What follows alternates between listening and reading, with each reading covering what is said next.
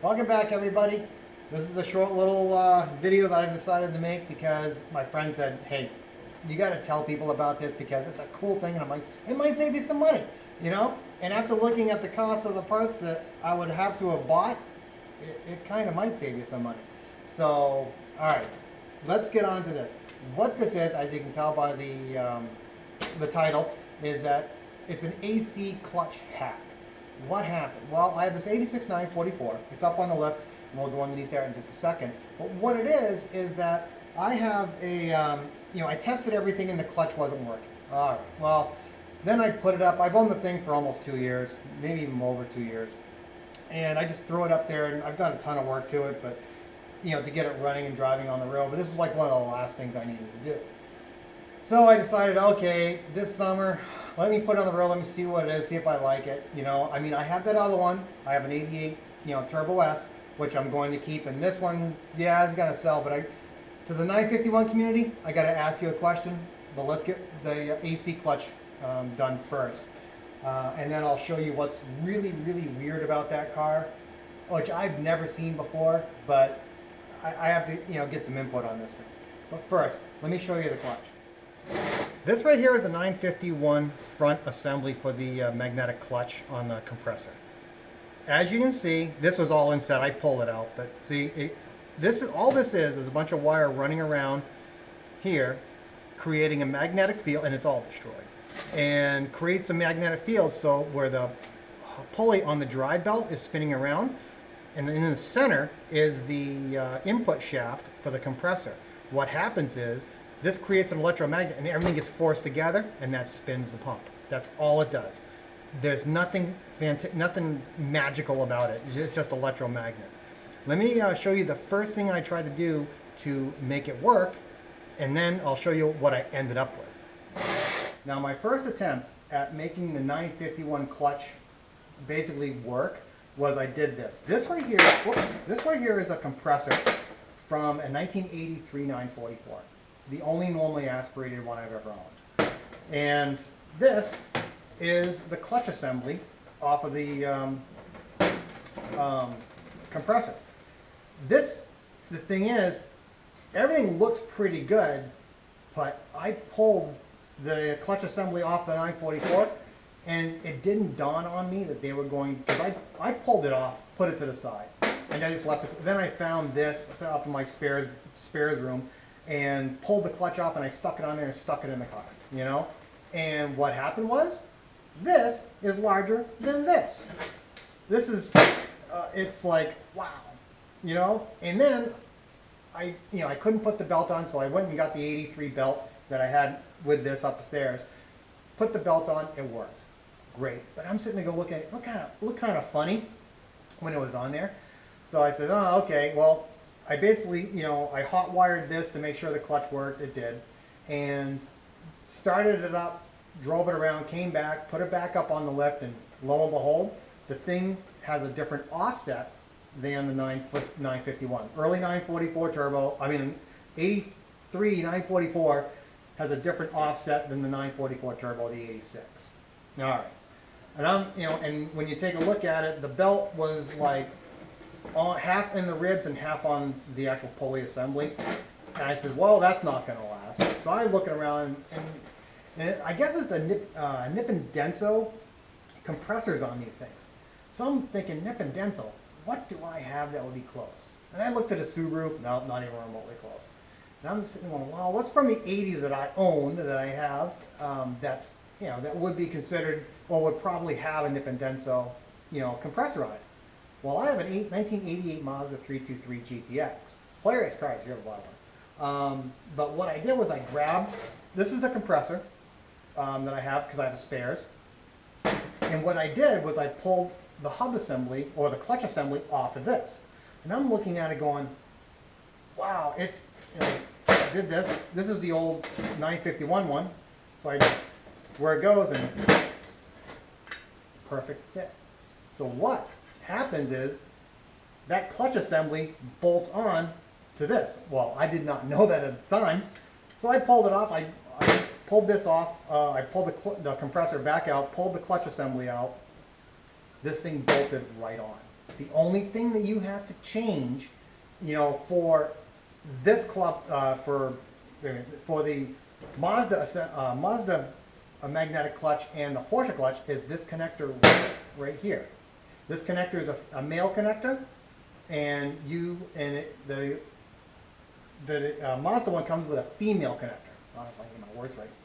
That way you just snip it off and put it on it, and when I put it in there and you know I tested it, it was great, you know, because you don't test it with the car running. You test it, you just, you know, energize it, turns the pump. Okay, good. We're good to go. Put the belt on. Everything worked perfect. Then we have to get the fluid inside the compressor, because you have to remember it's an R12 compressor. Okay.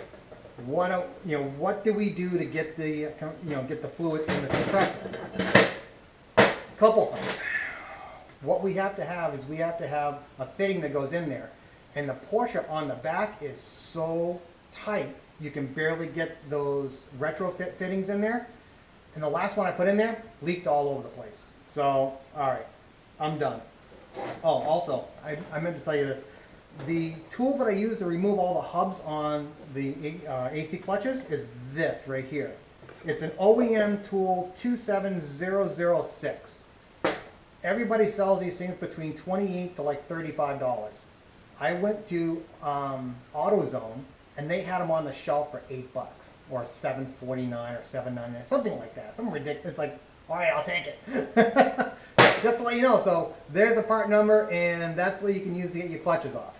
But how did I put the fluid inside the compressor? I did this. This right here is a line from a standard, like old style, you know, AC recovery system that they use for like refrigerators and you know, AC units and all that. It's a really oddball thing. And what it is, there's a brass fitting right here, and there's a circlip on the back. What I did was I pulled the circlip. Here's the cap. That's all it is a piece of brass that's been milled out here or lathe turned out, and it was cut threads right there. What we need to do is to get it onto this section of the AC compressor. I had no idea what this thread is because I didn't have any pitch gauge, or I had pitch gauges, but I could not see exactly because it was so close to like an American thread or an SAE thread and a metric thread. I'm not that good, so I want to say, okay, well, I need to figure out what thread pitch and how when the size of it is. So I went and dug through all of my nuts like there, and I figured out this nut. I believe this came off an adjuster for a clutch cable. There it is. So that's the thread pitch. So how am I going to cut this thread without having a tap for it? Well, I went into the bin and I found a bolt that would match it. And as you can see, this is a seatbelt bolt. Perfect. Now, how am I going to get a seatbelt bolt into this? What I used was an American tap, which was just underneath this size diameter. So it left me enough meat on the actual fitting where I can actually make threads. So I went down through this, went all the way through this, went all the way through, cut it, and then I cut up a seatbelt bolt and I put flutes in it with a die grinder. I turned it down on the lathe right here. Unfortunately, you can do that with a drill. With a grinder, but for me, it was just so much easier to put in the lathe. And what I did was I put in here, it went all the way down, and I made threads. So what happens? You can now fill it with 134A. And oh, how did I do it? I just cut the end off and clamped it to this, you know. So that's all I did. There's no gauge. And you have to remember, use compressor oil also, and then I put the Freon in. But I used the charge oil first, just, you know, to make sure it's fully lubed up before I even think about starting. Will it lower the efficiency of the compressor or the system? Yep, absolutely. But I'd much rather have a good compressor that's well oiled and have a little bit less efficiency than having something high efficiency and having the compressor blow. So let me put this back together. Let's go underneath the car and I'm going to show you what it all ended up with. Here we are under the 951. The original serpentine belt pulley and the original hub face or pulley for the actual compressor. That's the original 944 turbo. Underneath is the Nip and Denso Mazda 323 GTX magnetic assembly. This right here is the wire that came out, and up there is where I put the female connector. If you want to take a look, here are the two lines going in, and as you can see right here is the Schrader valve. This is where you fill it. Now what I had to do is, in order to use that fitting instead of using a special Porsche fitting, I had to file this out just a hair, just a little bit, and it goes right on. It just spins right on. That's what you would have to do if you're gonna, do that hillbilly trick for putting the R134 in without having an adapter, because this is all so close. You can't really do anything. Now let's go. One more thing. I want to ask all you guys a question about this car, and let me see what you think. All right, we are now ending this little clip. Hopefully it's short. I have a question on this car, on this 951. Here's a flashlight with a magnet in the bottom. If you put it on the chassis, it stays right there. If you put it on the sunroof, falls over. It has an aluminum sunroof, or it could be plastic, but it looks like aluminum to me. That's odd. Never seen one before in a 944, ever. I have a 1988 Turbo S. It's a cup car. They were designed to be the ultimate, 944 Turbo, hands down. I love it. But that one doesn't have an aluminum sunroof. I don't understand where this car came from, because it has Fuchs back and forth, staggered Fuchs. It has no ABS, and it has the lap belt or the 3-point delete in the back. It only has lap belts for the passengers. Very odd, very odd, and some of the stuff, it doesn't have a limited slip, which is strange, but I think somebody ordered this to go racing, but I'm not sure. If anybody out there can tell me what these things are, what this, if any of them came with like the aluminum sunroof, let me know, because I have no idea. But other than that, I hope this little hack for the AC compressor, worked for you.